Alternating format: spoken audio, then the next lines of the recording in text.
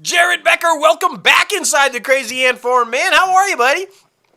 I'm doing really well. How are you guys? Oh, you know us, dude. We're living the dream. Living the dream. Yes, sir. Yes, sir. Wearing some beautiful merch we see. Yes. Yes. Thank you so much. I love this shirt. All right. It's very festive. Very festive. You know, you can't go wrong with bonk Christmas. I mean, it's just how you get crazy. Yeah. This is it. This is it. All right, man. So listen. All right, what you been up to? Because you're a busy guy, man. Like since the last time we checked in with you, last time we talked to you, you've been pretty steady busy. Like, you know, Mr. Hollywood here, traveling and, like, working on all kinds of projects and, like, you know, a real-life Dylan, if you will. Whoa, what? Yeah. Are we giving stuff away now? I feel like I worked really hard this year. And yeah, man. I needed to get away and escape, so I did a little quick one trip to Mexico for the weekend, and then came back because I had a Hollywood event I had to be at. Yeah. And then one of my best friends flew in town, and we're gonna hop on a cruise tomorrow and go right back to Mexico. And then when we get back, I'm flying to New York. There you go. So, dude, you're a busy man. Busy man. I'm so happy you took some time out to talk to us. I mean, seriously. Like, right? Yeah. I mean, well. Anything for you guys. Well, same, man. Same, you know. We are so super freaking pumped about everything with you that's going on. But the reason that we want to talk to you right now, the reason that we had you back on the show is because you have a film that you have recently finished. Sure. And we have seen it, and we love it, and we want to talk about it, man. Because as you know, this podcast is all about helping the up-and-comers and people trying to break into the industry and everything. And so anytime that we can talk to somebody who has done it, has made a film, and gone through the process and what that is, we love to talk about that and share those experiences with people, because I think a lot of people out there don't realize how hard it is to actually make a film. And why not many people can say that they've done it, right? So talk about it, man. Yeah. Talk about the process. First of all, let's tell everybody what it's called and kind of talk about the process of how you developed it, because you wrote it, right? I did, yeah. Yeah, and produced it, starred in it. So, kind of a triple threat all the way around. Even fucking composed a song for it, man. So, like, I did, yeah, show off. No. But so let's jump into it, man. The character you have for me for the show is a musical artist, and I was like, man, I need to really get going on something. So for whenever it comes down for PR, I can actually do the live performances for it. So this is all because of you guys. Well, of course, it's all character building, right? Like, yeah. So, like I said, we're real life Dylan. Yeah, who knows? This is it. All right, so talk about it. Let's talk about it though, because we're pumped to hear about it. Yeah, the film is called Sorry for My Loss. Mm-hmm. It really follows two characters telling both of their stories. Because it's a short film, we only get to hear small, like the meat and potatoes of their stories. But essentially one character is at the height of their career, having the best time, like nothing could go wrong for them. And for the other individual, it's just the lowest point in their life. And they're struggling mentally, dealing with narcissistic abuse, mental abuse, and trying to figure out how to essentially gather their bearings to stand on their own 2 feet. And with that, it's understanding kind of that true meaning of happiness. And each of them have their own idea of happiness and different motives. And so it's, I think the main thing with this film it comes down to is lack of communication. Right. And comprehension as well. So this project, I think it was 6 months of pre-production. Yeah. I wrote it at the beginning of the year. I was writing a different film, actually, and then one specific line came into my head, and I could not get it out. And it's this incredible line of, when I'm with you, I feel like I'm in heaven. Mm-hmm. And the response was, but when I'm with you, I feel like I'm dancing with the devil. Yes, yeah. And I just sat there, and you guys are creators, and when you write things, I imagine you guys look at it very cinematically. Oh, yeah. So as soon as that line came to my head, I already knew exactly how that scene would look, how the character would look and dress, the tone of everybody. And I tried to throw it out the window, like put it on the back burner. But I couldn't get it out of my head. So I had to write this project. Right. And it came in there and it went through a couple revisions, and we did something kind of different with in the pre-production wise for the score, because normally you don't deal with scoring until afterwards. Right. I met with the composer first, and I said, hey, this is how I imagine this. I sent him the script. He read it, fell in love with it, and because that also helped influence the way we shot the film, right? Too, right. Because scoring is such a big part of helping you feel. Absolutely. And yeah, it was just phenomenal to bring them in at the beginning, so that way we could go back and forth, and it's this huge collaborative effort. So I was very excited that it happened. Yeah, and I'm glad you guys loved it as well. Of it course, would really sucked if you guys didn't. I mean, just you saying those lines, like it brought my hair like on my arm stood up. Got so excited yet again. But as well as we do, when you're writing something, you write mostly about what you know. So what inspired you to write this story? Was it something in your life, or was it something like around you going on? Don't get anybody in trouble now. Right, right. Just a bunch of different influences and different relationships. Maybe my own, maybe someone else's, maybe a plethora of them. But because I'll never give it fully away. But I think as a writer, those are the things that I love that I can keep close. Definitely. Absolutely. I know what the real meaning is. Because I also feel like if you talk about the real meaning, it takes away the ability for someone else to identify with it. Yes. Right. But everyone's had a shitty relationship. Exactly. We've all been through that shit. Yeah. But that's what makes it relatable, right? Because that's what makes a film work or fail, as if the audience can connect to the characters, right? If you can connect to a character and say, I've been through that, or I feel that guy, I know somebody who went through that, that makes it much more established to the audience when they're watching it. It makes them feel for it, as opposed to something that they're just kind of going through and have no idea, and it's very methodical, and when it's that raw, cold, no connection kind of a thing, right? So yes, everybody who hasn't had a shitty relationship, who hasn't been in that situation. But I like what you talked about at the top, because it does deal heavily with mental health and mental situations and where you are, because I feel like there are a lot of people in society today living lives where they are totally oblivious to how the person that's with them feels, right? They're living the same life, and they have two totally separate opinions and views about what's happening in that life, because there's no communication and they're just totally oblivious. I'm living my dream. I've never been happier. The other one is miserable. And yet they're doing the same thing every day. They're living the life that, talk about that a little bit, because I feel like mental health is so important, and we've been doing this whole year we've been really kind of focused on the podcast about talking with our guests about the importance of mental health and what it can do and not do to people's lives. So talk about that a little bit, and how crazy is that? Because I feel like who hasn't had a relationship like that, right? Yeah, I think it's very interesting to see people in these type of relationships, because I've been through it specifically, and a lot of my friends have as well. It's not knowing the comfort level you have with certain people. Right.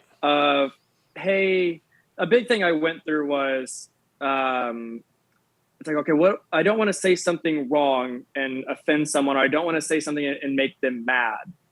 And then a friend of mine said, okay, but what's the worst that's going to happen? And that sense, what? And I was like, oh, well, that relationship may end, or they may not want to talk to you, and they may want to be my friend. Okay, well then there's your answer. Right. Like, you don't want to be with someone who doesn't want you for you. And it took a long time to figure out in some therapy. But it's just like with this film, it's learning to stand up for yourself. That's right. And being on your own 2 feet, and that's scary to do. Yeah. Especially when you are in a long-term relationship and you're used to this type of behavior, because then the fear is afterwards. And I went through it this entire year, was, oh, well, I'm not being treated that same way. Maybe someone's treating me better, but I'm not used to it. And how does that affect me? And it was just learning that you deserve greatness. and from a partner. You deserve everything you can get, and respect and loyalty and honesty. And I think some people take those small traits for granted. Oh, absolutely. Definitely. And I mean, Yeah. it's like you were talking about, when you come into this long-term relationship, you basically feel like you become like one person. You know each other's day-to-day routines. You know Yeah. what show they're going to watch which day and different things like that. So to think about splitting that up and becoming two separate people, it's a very scary thing, even if it's for the better, even if it's for better for one of the individuals that are in the relationship. So I think Yeah. this film does a great job at making people and making couples reflect on what their situation is. So I think it's very important for everybody to watch this so that they can take care of themselves first and foremost. Thank you so much. Yeah. With other people in relationships, it was very much one of those, like you're used to this. Mm-hmm. And where do you, like, it's that attachment. You're like, okay, but I'm so familiar with this lifestyle. Right. Like, who am I outside of it? Mm-hmm. And I think that is such a heavy thing to go through, because it takes a long time to comprehend and mentally be prepared for that. And there's a wonderful scene between the two actresses having this conversation. Right. Yeah. And I just remember being on set. It was the last day of principal photography, and watching them have this conversation, and I just lose it on set because it is the most authentic piece of the film. Mm-hmm. Like, everything that happened, everything that was said in that scene was a real thing that happened. Yeah. And just seeing people as a writer, bring those words to life is phenomenal. Oh, absolutely. Right. And then it's a life you're familiar with. Right. And seeing, like, the way other people are portrayed on film and et cetera. And it's like, oh my gosh. And so all these memories come back. And so I'm like losing on set. I quietly step away. One of our producers comes over and is like, are you okay? And I was like, I'm fine. It's just so many memories are coming back. And it was so cathartic to write. And then for them to play it out and have their own emotions with it. Right.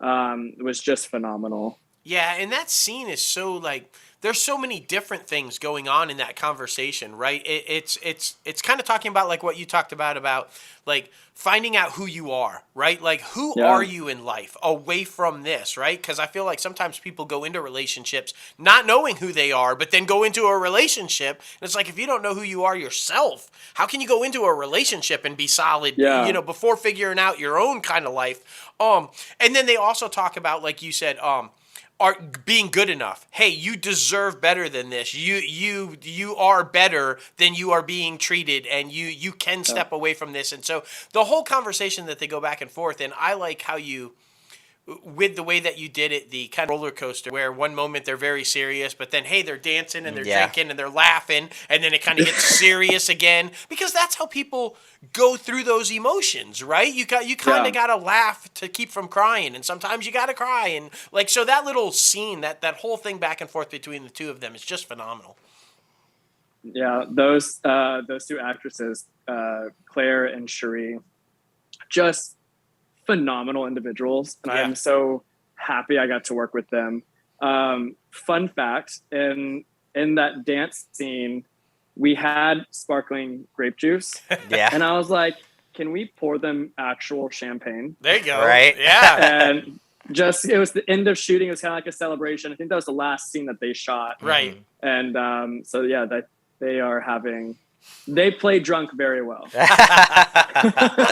Hey man, you're a producer. You can do whatever you want. Okay, Right. Just be responsible. You don't have to ask. It's like, get the champagne. That's But Yeah.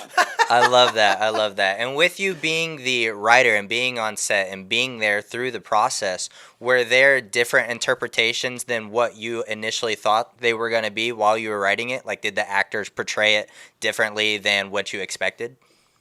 Yeah. Yes.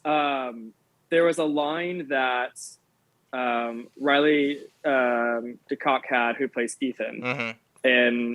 and the way he said it was kind of similar to the way I envisioned it, but I didn't talk to him about it. Yeah. Mm-hmm. And he's talking about how his relationship went a certain way, and it was, how can he be out here doing so okay when I'm sitting here with a broken heart? Right. Yeah.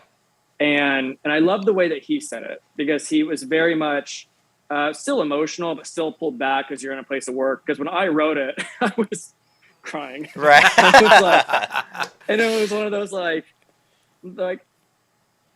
just how is he so okay when I'm sitting here like with just a broken heart? and I was playing that back in my head, and when Riley came in and did this scene, I was like, oh my God, you're really good. And I'm like, completely different. Yeah. And the way that Claire maneuvered her lines and the ballroom scene was just, it couldn't have, she did way better than I imagined it to be. And just her confidence level walking in and owning the room and just being so aggressive and upfront was just made the writer in me so happy. Well, and because, you know, and for anybody who missed it, you should go back and watch it if it's still available. You and Rebecca Kennedy are forever guests. You guys did an Instagram Live. Fantastic conversation, right? And we kind of touched on that a little bit last night about how filmmaking is very fluid. It's constantly evolving, even on set, right? So when you see something play out and it might change, it might morph, and it might not be exactly how you had intended it, but it might be better. It might be worse. As the writer, you might be like, hold up, guys, I'm going to like rewrite that real quick, you know, because this is how I see it now. Kind of those things happen, right? So talk about that a little bit. And, you know, you said you made some revisions and different things, but I think a lot of times people don't realize once those cameras start rolling, sometimes there are still revisions being made, you know? Oh yeah. I changed. I got a lot of pushback. I'm like, I need to change this. Right. And they're like, hey, like we are already set. And I was like, I know. And it was, we had a wonderful director, Diodanis Moquette, who is just, I trust with every ounce of my being, creatively, and the way he tells a story. Because we worked on a couple of projects prior, and I said, listen, and because I never want to step on anybody's toes. Right. I said, the story's going to flow much better if we can have these changes. And it was, like the scene when they were dancing around. And I walked in and I was like, hey, I need you guys to talk about Aaron's hair. Because and I was like, just make a quick comment about how it's always the same. Right. Because we see, you know, it later, how it evolves. And those ladies, they did a doozy. they went maybe a little further than I thought about talking about like clothes and like a fucking cartoon character. And I was like, oh my God. I was like, guys, I just need to talk about the hair. But that was their one moment to go in and really just jab me, because I like to pull pranks on set and like to do things there. Sure. This was their little way of getting back at me. But yeah, even the last scene, which was the first one we shot, we changed it the night before. Yeah. And because there's a lot of logistics and storyline and a lot of some pre-production issues, but we called all the actors. We're like, we need everybody. I need you to fly in early, change your flights. Oh shit. We garnered the extras. It's insane. Yeah, it's always changing, which isn't a bad thing. It just means that as a creative, you see a better vision once you see everything in place. Right. That's where short films are so awesome and so amazing, because you kind of have that liberty to kind of make changes and kind of do things that maybe on a big budget you're not able to do, right? And so I liken short films to theater, to film, right? It's a learning ground. It's like stage actors going to film and television. I feel like short films are that learning ground to get to your feature films and your feature length films, because you do get to play around and kind of have fun and see what works and what doesn't work without the pressure of the studio's money on you going, no, you can't do that. You know, we got to do this. So, and I want to talk a little bit too, because you had mentioned 6 months for pre-production. That's a little long. Normal than the longer, the normal process for pre-production, right?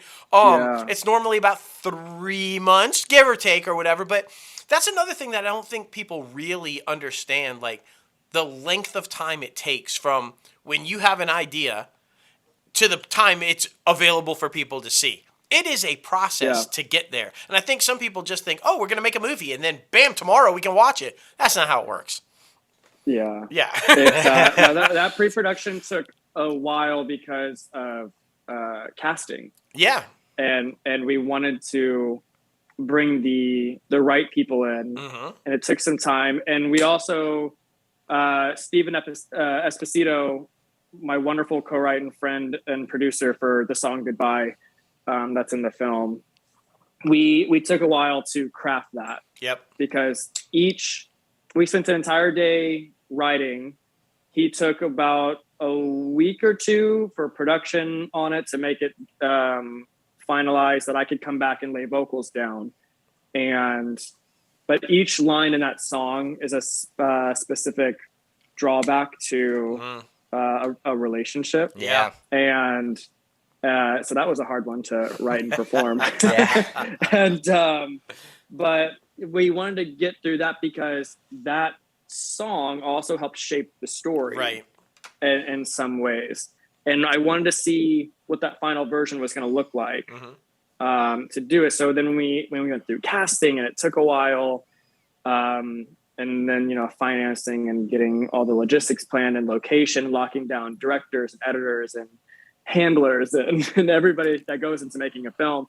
It was a great experience because I have such a newfound respect for everybody in the production side. Cause I'm just used to being in front of the camera. Right. And being like, oh man, like, so y'all with the TV show, I mean, good luck. I'll be in front of that camera for you. Yeah, man. It's a process. Like you said, it's a lot of work that I don't think people really realize what is done to make that product happen, and I think it's great that people like yourself, that have been the majority of the time in front of the camera, take that opportunity to be a creator and get behind and see the process. Because I think not only does it, help for you to understand what everybody else does, but it makes you better in front of the camera because you understand what everybody else does and the process. Yeah, and that's fantastic, and I love that you do that. I just keep going back to you, writing it, like you start crying when you're writing or whatever, because I mean, it's so difficult. Like for me, sometimes I'll cry a little bit, but as you know, the show that we're writing is basically about us, sort of, we'll just, like you said, we're not going to call anything out or whatever. But sometimes when you're writing a scene and you start fondly thinking back or not so fondly thinking back about that moment, you're like, oh, and then it's a rough thing to do, right? Like, I'm an emotional baby anyways. I think I have to be an actor. I know some people who are like, no, it's a switch, I can flip it on or off. Like, no, I'm emotional all the time. Because a lot of the projects I do are very dramatic, and either I'm crying or I'm trying to make someone else cry. Right. But it's, you recall these memories that are so nostalgic and that have so much weight that will impact a scene. And and then the preparation to make it happen on set is a different story. And I was telling Becca last night that for one of the scenes, it's this moment where you look back and you're sitting there, and my face is blurry. No one can see it at that moment. But I was listening to a specific song for like 30 minutes prior. And what my acting coach a little bit for it was, so I'm kind of going on a tangent now. No, you're fine. Adding something personal into that message, because it wasn't written in the script that my character was going to say something to her during that moment. It was just going to be this thing between them. And in my character, if anybody like looks at my blurry face, out of focus face, you'll see my character really be like, I'm so sorry for everything that I did. Right. And I still love you, and I would love another chance. And that moment came from like a hope that I personally had. Mm-hmm. And that will never happen. But it's this like moment with the characters between them and being Method really becoming this person of that's how that character would feel but that's still very narcissistic. Yeah, right. To even after so long have to try one last time, and you can't just let it go and go on. Right. But yeah, can we talk about that just for a minute? Because we know you, and we know you're like seriously one of the nicest guys ever, and you're just a genuine gentleman and just fantastic. But yeah, in this film, you're just like, can I say, you're just kind of like a douchebag, kind bro. of a dick. You're kind of a dick, kind of right? a dick. And you're very narcissistic. You're very just like, man, that dude is straight up an asshole. Like, you know, and we're like, that's fucking great acting because this guy's nice as shit, you know. So, but yeah, I mean, it's just, but it's got to be fun sometimes when you are a nice guy to be able to play that kind of bad guy, right? That kind of like, I get to play somebody people hate. You know, that's kind of cool. Yeah, it's a villain with a heart. Yeah. There you go, villain with a heart. And I take a villain with a heart, and I take that quote from Hayden Panettiere when she was talking about her show Nashville, and her character's like, "Oh, she's a bitch with a heart." There you go. I'm like, kind of the same, but yeah, playing that character was difficult because it is a mindset to go into of being like, man, you're larger than life. Like, no one can touch you.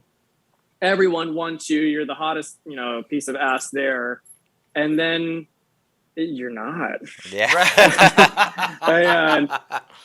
and going back and forth with Riley, who plays Ethan, in one of our scenes was very much just a fun day because we just had this banter back and forth of just me being a complete dick to him. And then, but afterwards, I would always apologize. Like, I'm so sorry. Like, it's just the character. Yeah. Well, in the opening of the film, it's totally that. That's totally that. And both of us, like when we watched it, we both kind of talked about it. But the secretary gets it from the get-go. She's like, oh, this dick. Like, she's having no part of it. That look that she gives, like, you know, it's just priceless, man. It's absolutely priceless. Yeah, the way we kind of, because I had some advisors help me with the story who know the story. And I was like, wouldn't it be fun if the secretary was like in love with Aaron and just like kind of gave that like, I want you type of thing? Because in the beginning, like you see Aaron, you know, looking at something. Right. It's very, very heartfelt because Aaron loves Jane tremendously. And to him, it's everything. But sometimes it's not enough. Right. And so with the secretary, I'm like, oh man, it would be so wonderful if she like wanted him, but like saw that he was, you know, holding the picture frame, and then so it's like she turns around and sees that, and then it goes right into like, man, you ain't shit. Yeah. Exactly. Yeah. And you can see that on her face, you know. And then, but I don't know, you kind of play him sympathetic though, because I feel like there's a moment where you stop thinking, okay, this guy's a dick, and you really get to a point where this guy's just clueless. He really has no idea that this is the situation, that he is this way. Like at the end when you say, like he doesn't even realize that that's still a very narcissistic move saying, can I have another chance, right? This is just a guy that's walking through life clueless. And so you kind of feel for him. You know, you want to hate him, but you kind of also feel for him like this guy just doesn't get it, you know? Yeah, it's, there's a moment where, it's that pinnacle scene towards the end where that line that I talked about, where it's like, oh, when I'm with you, I feel like I'm in heaven, but with you, I'm dancing with the devil. And I see my facial expression. And because, you know, I heard that line 50 times and I wrote it, the way that, because Claire would always change the way she would say it. and she delivered the line, and my face became clueless. And I was like, wait, what? And it was such a tender moment because Aaron's face is always tense. And in this moment, you see it morph and relax because something has changed. The dynamic, the power shift. And then you see him try to like quickly get it together to try to be, a dominant man. And it was just, it was so much fun.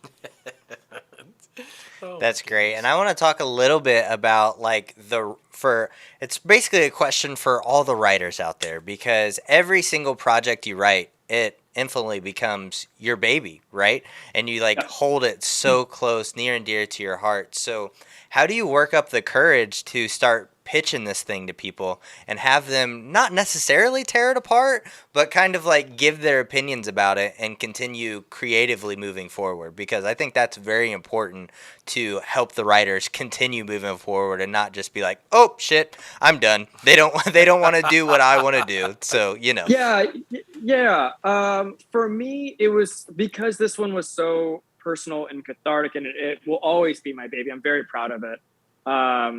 I went to people who I've worked with prior, and I asked for feedback initially. And I said, "Hey, I know you guys aren't yes men or yes women. It was I just need constructive criticism." And when they would read it, they would be like, because then I got professional script coverage done first, right?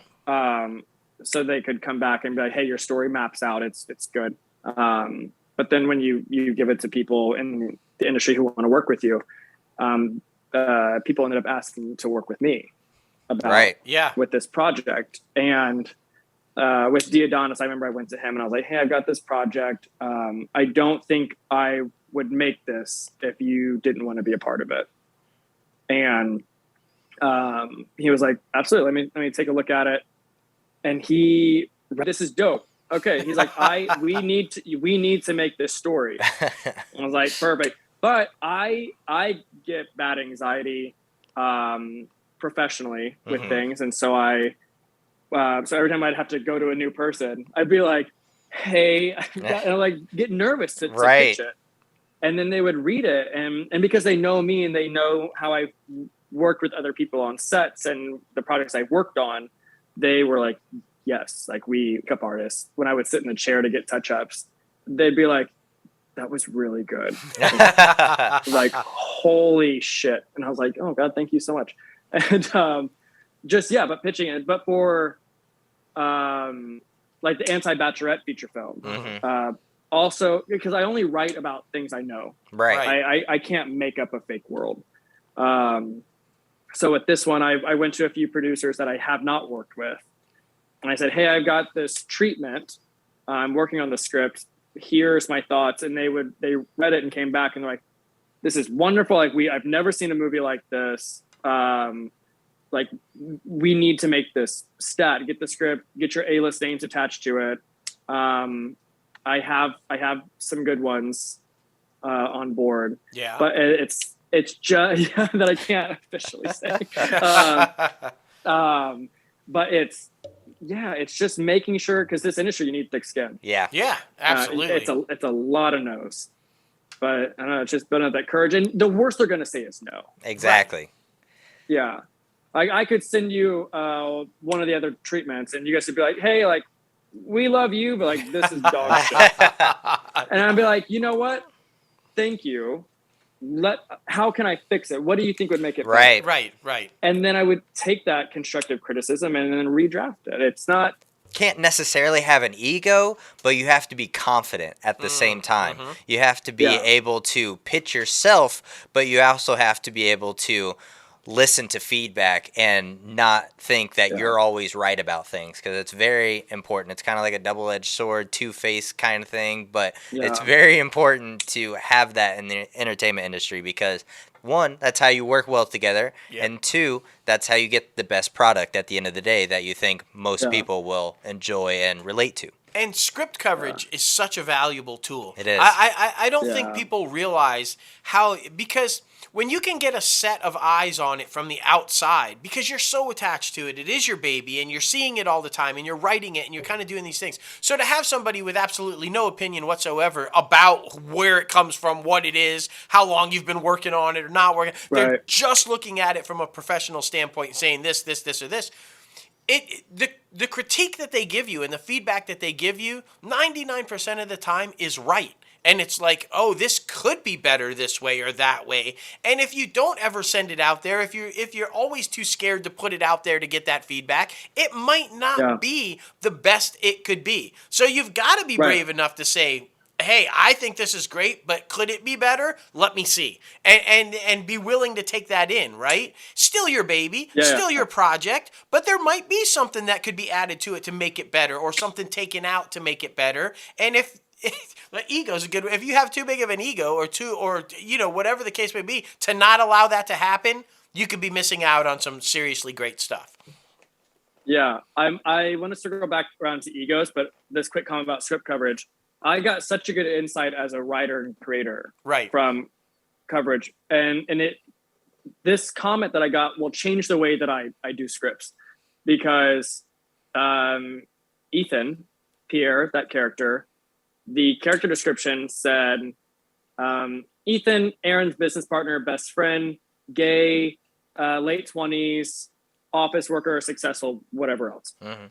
And the individual who gave me the script coverage made just a comment. She's like, it's funny how you called him out as gay. You didn't call anybody else out as straight, but you made a note here. And I was like, that's such a, and this is moving the needle as well in industry. I was like, that's a wonderful idea, because his sexual orientation has nothing to do, that majorly affects his character. Right. And what I learned is, because when Riley came in to do his audition, he saw the character description that says gay, and he really amped it up. And I remember giving him a note, and I was like, hey, I want you to do this audition again, but you don't have to play it that way. Mm-hmm. Like, you can just be yourself. And Riley's voice is naturally very deep. Mm-hmm. And to hear him do this high-pitched voice, I was like, buddy, you don't have to do that. It's fine. Yeah. And when he did it, kind of how he did in the movie, was very kind of like a moderate tone. Mm-hmm. I was like, there you go. And I asked him, I was like, hey, like, what made you want to try it that way with that tone? He was like, oh, the character description said gay.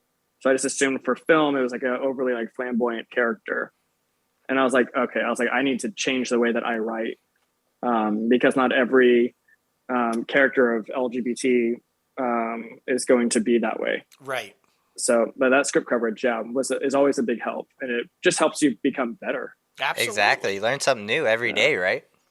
Yeah. And it could be something so small and insignificant like that. One word in a character description that would go by anybody else, but they catch it. And they're like, this could be an issue. So, I mean, and I love that story about how it became an issue. And that's just brilliant. And you're a smart guy, though. We know you're a smart guy, and you take critique very well. And you're always looking to make the best possible product. And that's why we like you so much, and why you've been successful doing what you're doing, because you are passionate about putting the best possible product out there and putting it all into it and making sure that everybody else does that as well. And so there's a reason you're successful. Well, thank you. Of course. You made a comment about ego. Yes. You can't have a big ego. I learned on this film how easy it is for an actor to get an ego. Because being number one on the call sheet, having a handler and people who literally wait on you hand and foot, makes it so easy to get this like God complex of like, I'm amazing. It's like, no, you're not. And so every time we would get on set, Phoenix Betancourt, who is a wonderful producer, was just like, what do you need? I've got it for you. We can get it. Here's what we have for lunch, but if you want something different, we'll go somewhere else. I'm like, I don't know. You don't have to do any of that. It's like, I'm just here. Like, I can get it myself. Right. But it's keeping yourself from having an ego. like that makes you a joy to work with. I know 100% that if I were to walk around that set being like, I'm number one on the call sheet and you guys are not as important as me, nobody would want to work with me ever again. That's right. That's right. And I was like, I don't know why people, because I know people who do that. And I'm like, you're not a good person.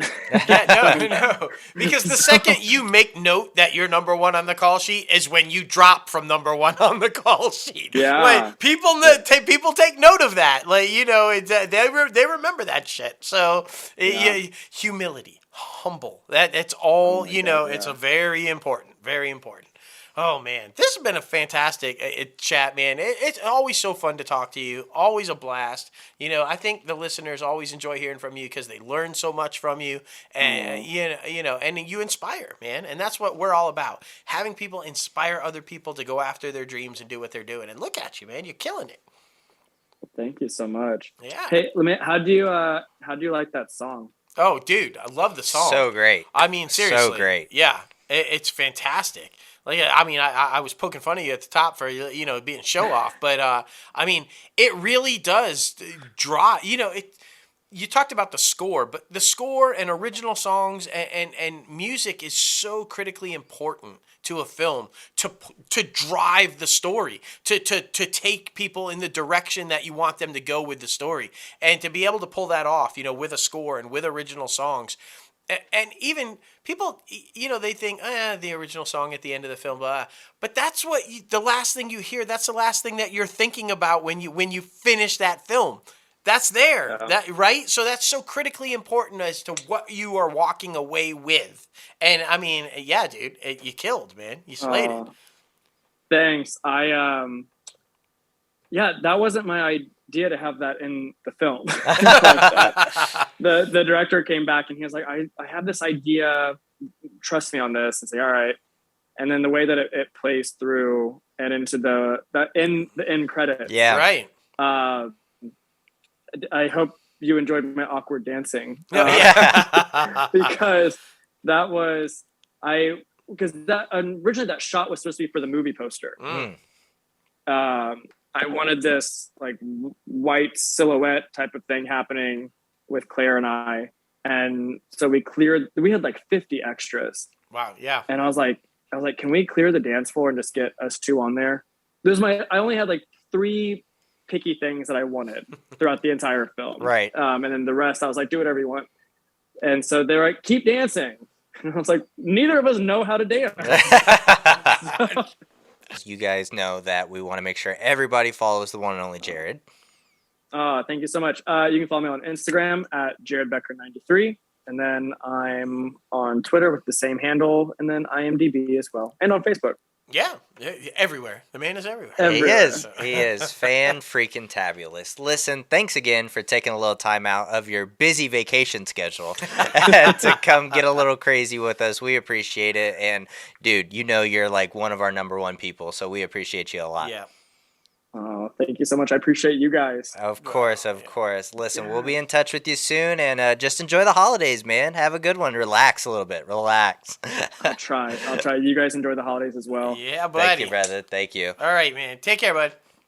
Thanks. Bye. Bye. See ya. So good, man. So good. Every time he comes back on, I mean, he's just a blast. Yeah, and he is the epitome of doing it right and being successful. Right? He's humble. He's passionate. He can take criticism, and I feel like if you enter the game with those qualities, you're going to be successful. I completely agree. And this guy, he just has so much motivation. It's kind of like he's like young Rock, basically. I mean, this guy basically never sleeps and continues to keep going. And you see where he's at now. He's just a talented individual, and we're lucky to have him in our corner. To be honest, absolutely, man. And I can't wait for him to we keep saying this, but bringing Dylan to life. He's exactly. just gonna freaking kill it, man. Just freaking wait, just release guys. His audition one time. Just wait, guys. Just you wait. Thank you again, Jared, for coming on the show.